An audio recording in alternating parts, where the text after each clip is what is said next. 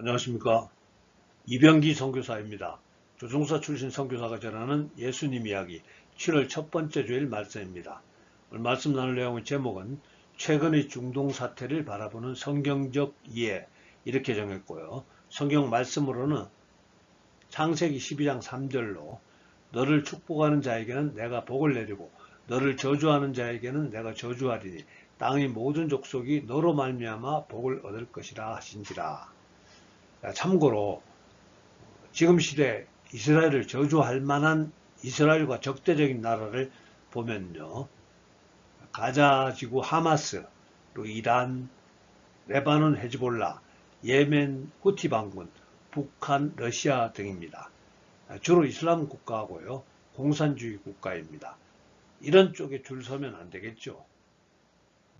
지금 현재 진행 중인 중동의 분쟁 상황 보면요, 재작년 2023년 10월경에 하마스 공격으로 이스라엘과 하마스 전쟁이 시작되었고 지금도 진행 중입니다.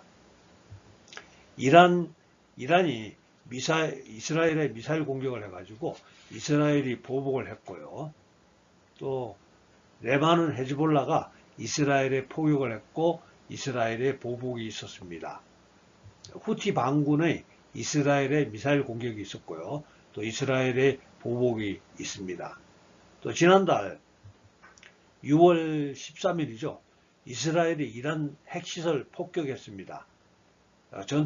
전폭기가 가가지고요. 이란의 또 보복이 있었습니다. 지난 6월 22일 미국의 B2 스텔스 폭격기가 벙커버스터라는 폭탄을 사용해가지고 이란 핵시설을 폭격했습니다. 이란의 보복이 있었고요. 이와 같은 상황이 앞으로 어떻게 전개될지 아무도 알지 못합니다. 그래서 이와 같은 중동 정세를 좀 더 잘 이해하기 위해서 간략한 성경 이야기 소개하겠습니다. 하나님이 천지 창조했고 최초의 인간 아담과 이브도 하나님 만드셨습니다. 시간이 흘러서 이 땅에 죄가 범람했고 하나님은 홍수를 통해서 노아 가족을 제외한 모든 인류를 심판하셨습니다. 그리고 홍수에서 살아남은 노아와 노아 가족을 통해서 사방으로 인류가 퍼져나갔습니다. 또 시간이 흐르고 죄가 범람한 세상 속에서 하나님은 한 사람을 택해서 하나님의 뜻을 인간들에게 전해주시기를 계획하셨습니다. 자, 그렇게 해서 하나님이 아브라함을 택하여 이렇게 명령하셨습니다. 창세기 12장 1절에 여호와께서 아브라함에게 이르시되 너는 너의 고향과 친척과 아버지의 집을 떠나 내가 내게 보여줄 땅으로 가라. 이렇게 해서 아브라함이 이동한 곳이 지금의 팔레스타인, 즉 가나안 땅이었습니다. 그때가 지금으로부터 4000년 전입니다. 그리고 아브라함의 자손들이 잠시 이집트로 이동해서 400년을 거주하게 되었고 다시 팔레스타인으로 돌아오는 과정이 출애굽 이야기입니다. 출애굽 이야기에는 여러분 잘 아시죠? 모세라는 사람이 있었고 홍해 바다가 갈라졌다는 기적의 이야기가 있습니다. 팔레스타인으로 돌아온 이스라엘 백성들은 이미 그곳에서 자리 잡고 살아왔던 사람들과의 전쟁을 통해서 그 땅을 차지하게 되고 예수님이 태어나시기 전까지 1500년을 그 땅에서 살아가게 됩니다. 그리고 여기까지 예수님이 등장하시기 전까지의 성경 기록을 구약 성경이라고 부릅니다. 그런데 구약 성경에는 수없이 많은 메시아에 대한 예언이 포함되어 있었습니다. 예를 들어 예수님 오시기 전 700년 전에 이사야 선지자는 이사야 53장 5절에서 그가 찔림은 우리의 허물 때문이요 그가 상함은 우리의 죄악 때문이라. 그가 징계를 받음으로 우리는 평화를 누리고 그가 채찍에 맞음으로 우리는 나음을 받았도다. 자, 그 외에도 처녀가 잉태하여 아들을 낳게 된다고 했거나 또 베들레헴에서 메시아가 태어난다고 하는 등 수없이 많은 메시아, 즉 구원자에 대한 예언이 있었습니다. 그리고 그 구약의 예언대로 하나님의 아들 예수 그리스도께서 유대 베들레헴에서 탄생하시고 갈릴리 지방에서 성장하셨습니다. 예수님은 30세, 즉 성인이 되시자 드디어 병을 고치시고 귀신을 쫓아내시고 복음을 전하시기 시작했습니다. 그리고 예수님은 스스로 자신이 메시아임을 선포하셨습니다.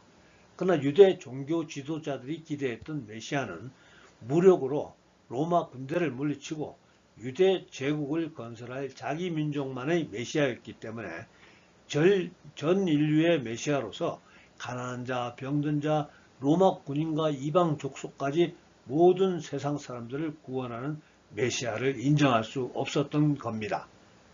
그래서 유대인들은 아무 잘못도 없는 예수님을 로마 총독 빌라도에게 고발해서 십자가에서 죽게 만들었습니다. 이렇게 예수님을 메시아로 인정하지 못하는 유대인들을 유대교인이라고 부르고요. 지금 현재 대부분의 이스라엘 사람들입니다. 반면에 예수님을 메시아로 인정하는 사람들을 크리스찬이라고 부릅니다. 그러면 가톨릭과 기독교는 어떻게 다를까요? 가장 쉽게 설명드리면 성경으로 소개하는 예수님을 믿자라고 하는 것이 기독교입니다.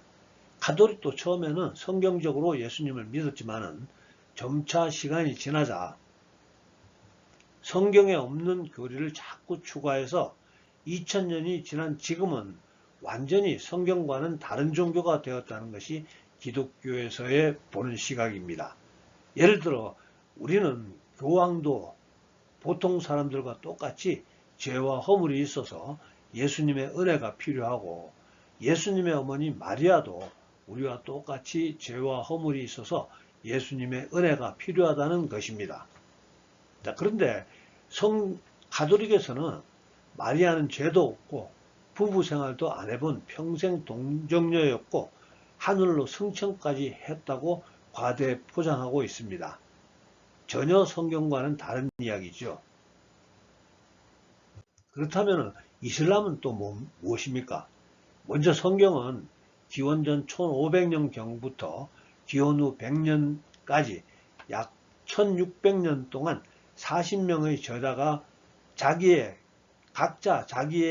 자기가 경험했던 하나님과에 대한 이야기, 하나님과의 역사에 대해서 자기 이야기로 기록했습니다. 그러니까 성경은 1600년 동안의 일기책으로 생각하면 됩니다. 그러나 이슬람의 경전은 코란은 이미 성경이 읽혀지고 있던 기원 후 600년 무렵 모하마드가 자기 혼자 굴 속에서 계시를 받았다고 들고 나온 것이 바로 코란입니다.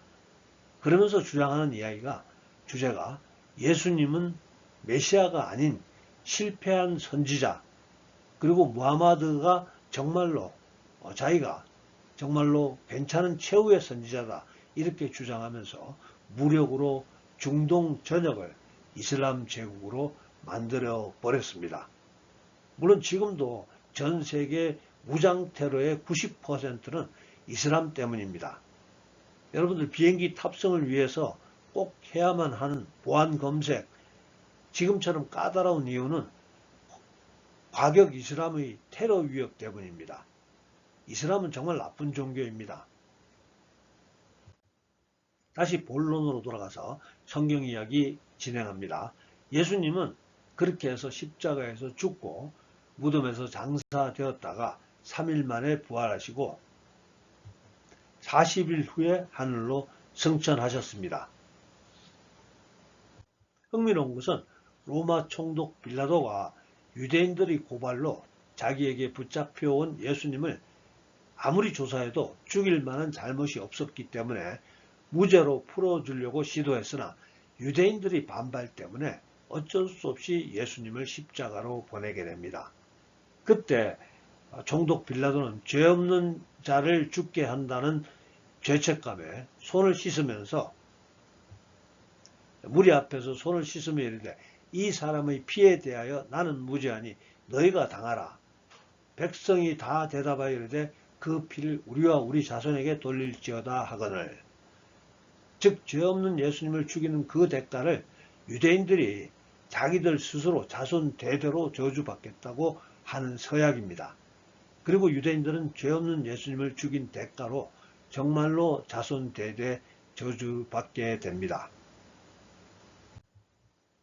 기원후 70년에 예루살렘은 로마 군대에 함락되어 완전히 파괴되고 유대인들은 전 세계로 흩어지게 되었습니다.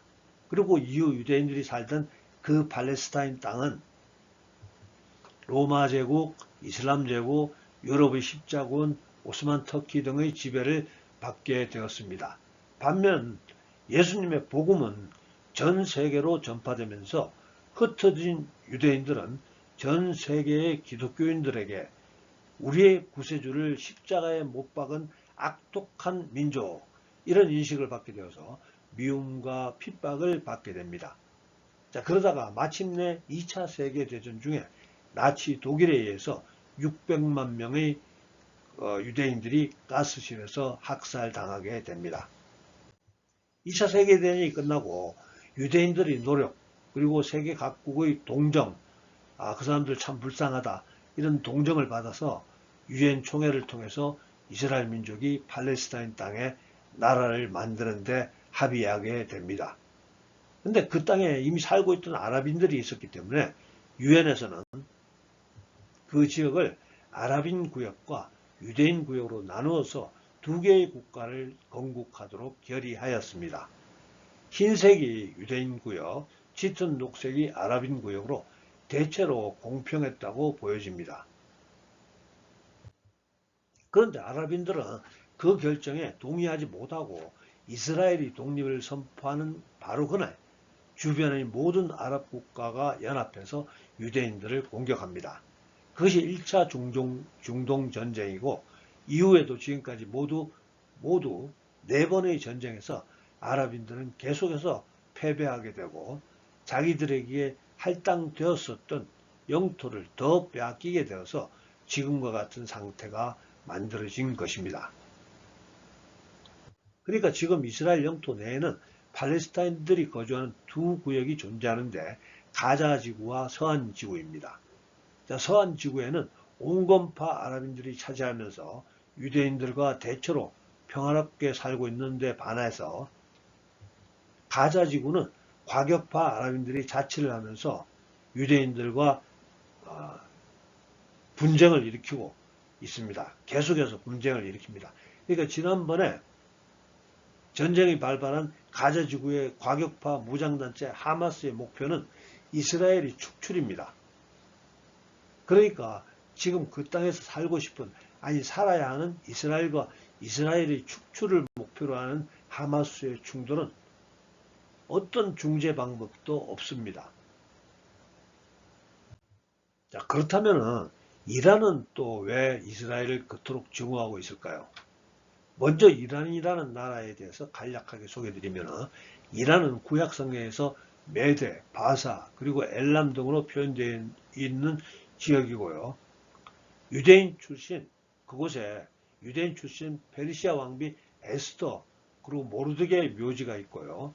다니엘의 묘지가 있고 하박국 선지자의 묘지가 이슬람 국가인 이란에 그곳에 남아 있어서 기독교 역사에도 매우 중요한 나라입니다.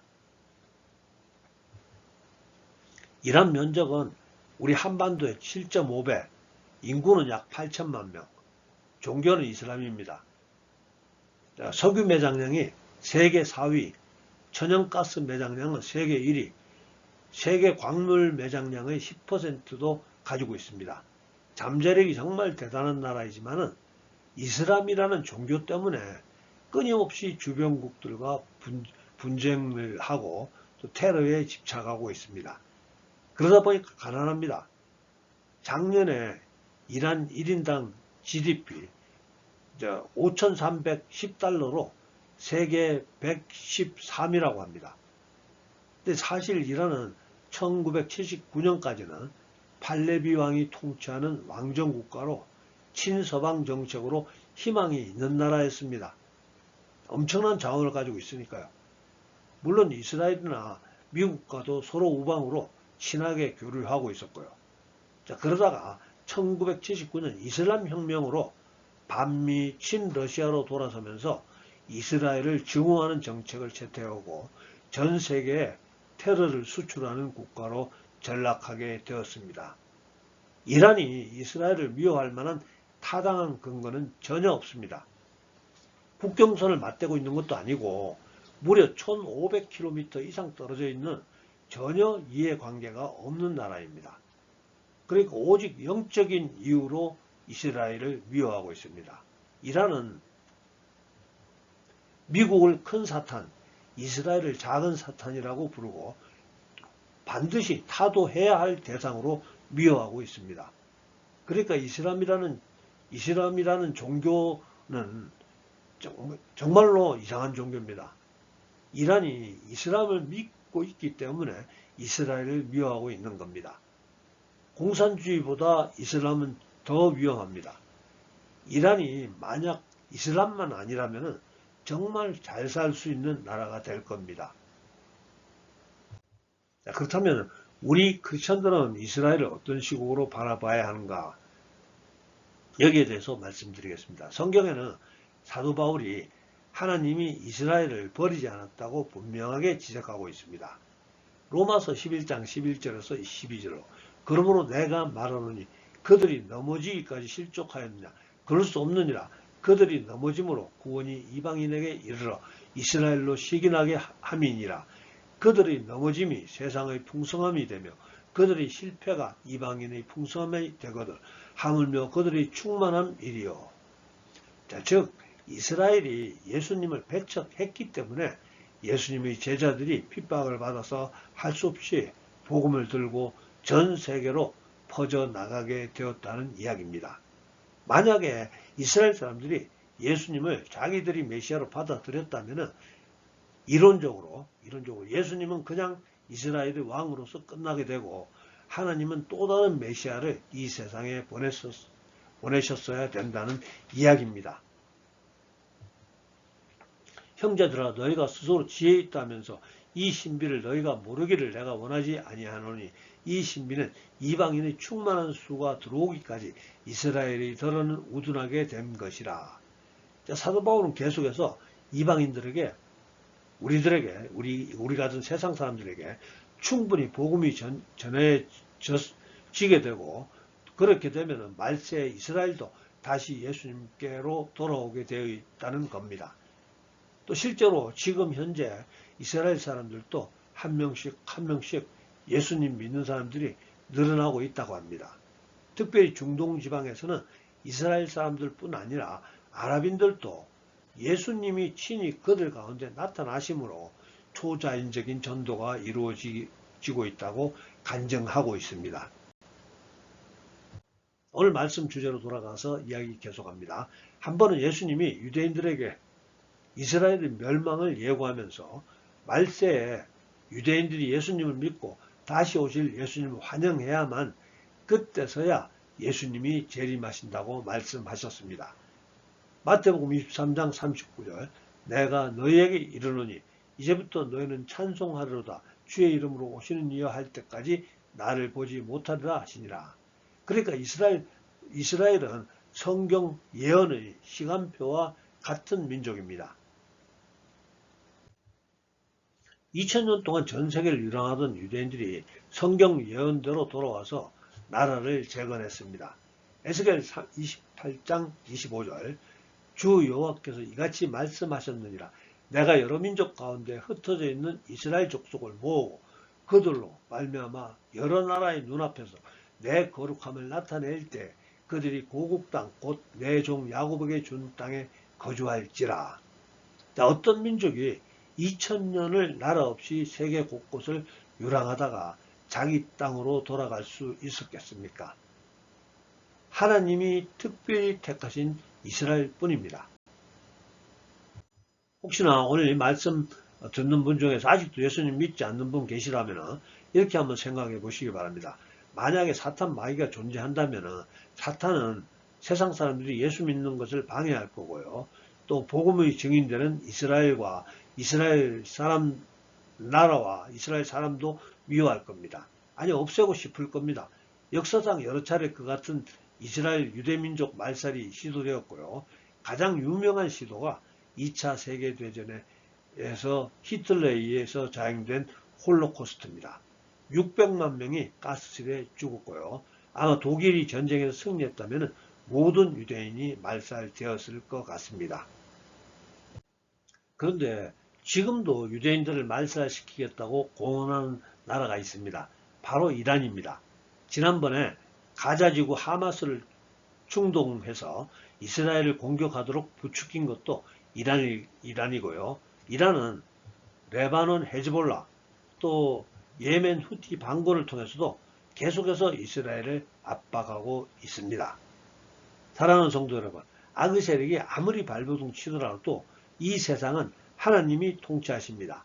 지금 이란을 비롯한 이슬람 세력이 테러를 부추기고 전쟁으로 또 핵무기 개발로 평화를 위협하고 있더라도 결코 그들이 원하는 대로 이스라엘을 말살시키지는 못할 겁니다.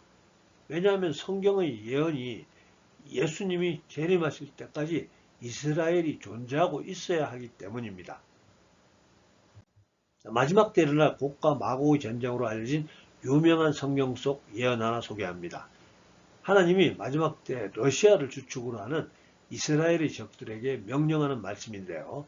에스겔 38장 8절 여러 날 후 곧 말년에 내가 러시아가 명령을 받고 그 땅 곧 오래 황폐하였던 이스라엘 산에 이르러니 그 땅 백성은 칼을 벗어나서 여러 나라에서 모여 들어오며 이방에서 나와 다 평안히 거주하는 중이라.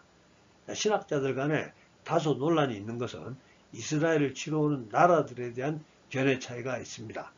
저는 여러 학설 중에서 가장 무난하다고 생각되는 방향으로 해석하겠습니다. 즉 마지막 때 러시아가 주동이 되어서 이란, 터키, 에티오피아, 리비아를 데리고 이스라엘로 쳐들어간다는 예언입니다. 그러나 그 전쟁에서 하나님이 간섭하시게 되는데요. 에스겔 39장 4절에서 5절 전반부까지 너와 내 모든 무리와 너와 함께 있는 백성이 다 이스라엘 산 위에 엎드러지리라. 내가 너를 각종 사나운 새와 들짐승에게 넘겨 먹게 하리니 내가 빈들에 엎드려지리라.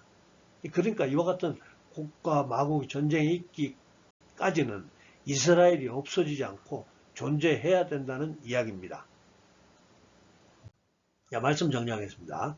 이스라엘과 이란, 미국과 이란의 충돌 때문에 예수 믿는 우리는 어떤 시각으로 그 전쟁을 바라봐야 하는가, 여기에 대해서 말씀을 나누었습니다. 이스라엘 민족은 하나님의 증인으로 하나님의 택함을 받은 백성입니다. 그러나 그들은 2000년간을 전 세계를 유랑하며 미움과 핍박을 받았습니다. 기독교인들로부터 예수님을 죽인 악한 민족이라는 타이틀을 가졌었기 때문이죠. 그들이 자기 나라를 건국하겠다는 그 노력과 세계 각국의 동정어린 지원으로 팔레스타인 땅에 나라를 세우도록 유엔을 통해 허락받았습니다. 그리고 그 이스라엘은 2000년 만에 우리와 같은 1948년 나라를 건국했습니다. 그러나 그 땅의 소유권을 주장하던 팔레스타인 사람들을 지원하던 주변의 아랍 제국은 그날부터 이스라엘을 몰아내기 위해서 갖은 노력을 다해 왔습니다. 4차례의 전쟁이 있었고 이스라엘은 그 모든 전쟁에서 승리하고 더 많은 땅을 확보했습니다. 지금의 가자지구와 서한지구 경계선은 모두 4차례의 전쟁의 결과입니다. 우린 예수 믿는 기독교인들로서 어떤 시각으로 이스라엘을 바라보아야 하겠습니까? 하나님의 언약은 계속 유효합니다. 하나님은 이스라엘 민족의 조상 아브라함을 이렇게 축복하셨습니다. 너를 축복하는 자에게는 내가 복을 내리고 너를 저주하는 자에게는 내가 저주하리니 땅의 모든 족속이 너로 말미암아 복을 얻을 것이라 하신지라. 이 말씀은 이스라엘 백성들이 훌륭하다거나 모범적이라는 뜻은 전혀 아닙니다. 그 말씀은 단지 만유인력의 법칙이나 중력 가속도의 법칙처럼 하나님이 만드신 영적 원리입니다. 우리는 하나님의 영적 원리를 따를 수도 있고 따르지 않을 수도 있습니다. 사랑하는 여러분, 하나님이 만드신 만유인력의 법칙을 따를 수밖에 없는 것처럼 하나님이 만드신 영적 원리를 따라야지 형통합니다. 더군다나 우리는 아브라함의 후손되는 예수님 때문에 하나님의 자녀가 되었고 천국을 소유했습니다. 그리고 우리 자신을 위해서라도 이스라엘을 축복해야 합니다. 시편 122편 6절에서 7절 예루살렘을 위하여 평안을 구하라. 예루살렘을 사랑하는 자는 형통하리로다. 내 성 안에는 평안이 있고 내 궁중에는 형통함이 있을지어다. 이 말씀도 아직 지금도 유효하리라고 확신합니다. 우리의 평안을 위해서 예루살렘에 평안이 임하기를 기도하시기를 축복합니다. 할렐루야. 기도하겠습니다. 사랑 안에 풍성하신 아버지 하나님, 오늘도 사랑하는 주의 자녀들 택하시고 또 이렇게 함께 하나님 말씀 듣게 하심을 감사합니다. 요즘 중동에서 이스라엘과 하마스, 이스라엘과 이란, 미국과 이란 충돌로 국제정세가 불안정합니다. 아버지 하나님, 먼저 이와 같은 전쟁으로 인해서 고통당하며 부상당하며 죽어가는 영혼들 주님 불쌍히 여기주셔서 하루속히 포성이 멈추고 그곳에 평안이 임할 수 있도록 인도하여 주시옵소서. 또한 오늘 이 말씀 듣게 되는 모든 분들 모두가 지혜로운 마음으로 하나님의 편에 서 있을 수 있도록 도와주시옵소서. 우리 모두 예루살렘의 평안을 구하는 분들이 다 되게 해주시옵시고 우리들도 믿음 안에서 예수님이 주시는 평안과 형통을 누리고 또 나누어 줄 수 있는 복된 자들 다 될 수 있도록 축복해 주시옵소서. 지금은 우리 구주 예수님 은혜와 아버지 하나님의 극진하신 사랑과 성령님의 감동, 감화, 교통하심이 오늘 예배에 참석하는 모두에게 또 우리들의 가정과 일터와 섬기는 교회 위에 지금부터 영원토록 함께해 주셨기를 간절히 축원하옵나이다. 아멘. 네, 감사합니다. 할렐루야. 다음 주에 뵙겠습니다.